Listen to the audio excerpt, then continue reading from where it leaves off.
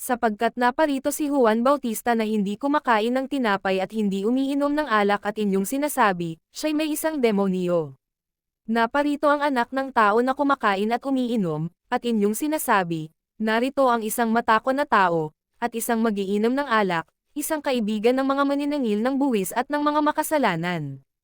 At ang karunungan ay pinatotohanan ng lahat ng kanyang mga anak, at ipinamanik sa kanya ng isa sa mga Fariseo na kumaing kasalo niya. At siya'y pumasok sa bahay ng Fariseo at naupo sa dulang. At narito, ang isang babaeng makasalanan na nasa bayan, at nang maalaman niyang siya'y nasa dulang ng pagkain sa bahay ng Fariseo ay nagdala siya ng isang sisidlang alabastro na puno ng angwento.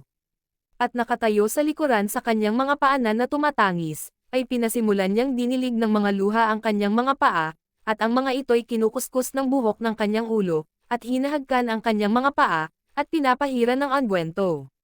Nang makita nga ito ng Fariseo na sa kanya'y naganyaya, ay nagsalita sa kanyang sarili, na sinasabi, ang taong ito, kung siya'y isang propeta ay nakikilala niya kung sino at kung ano ang babaeng ito na sa kanya'y humihipo, na siya'y makasalanan. At pagsagot ni Jesus ay sinabi sa kanya, Simon, ako'y may isang bagay na sasabihin sa iyo. At sinabi niya, Guro, sabihin mo. Isang may pautang ay may dalawang may utang sa kanya, at ang isa'y may utang na 500 denaryo, at ang isa'y 50. Nang sila'y walang maibayad, ay kapwa pinatawad niya. Alin nga sa kanila ang lalong iibig sa kanya? Sumagot si Simon at sinabi, inaakala ko na yaong pinatawad niya ng lalong malaki. At sinabi niya sa kanya, matuwid ang pagkahatol mo.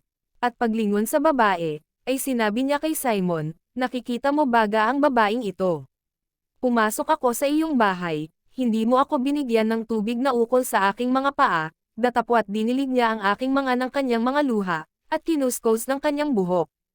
Hindi mo ako binigyan ng halik, datapwat siya, buhat nang ako'y pumasok ay hindi humihinto ng paghalik sa aking mga paa. Hindi mo pinahiran ng langis ang aking ulo, datapwat pinahiran niya ng angwento ang aking mga paa.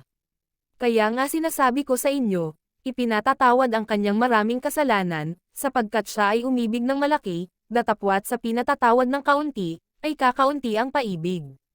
At sinabi niya sa babae, ipinatatawad ang iyong mga kasalanan. At ang mga kasalo niyang nanggaykapo sa dulang ng pagkain ay nagpasimulang nangagsabi sa kanilang sarili, sino ito, na nagpapatawad pati ng mga kasalanan, at sinabi niya sa babae, iniligtas ka ng iyong pananampalataya, yumaon kang payapa,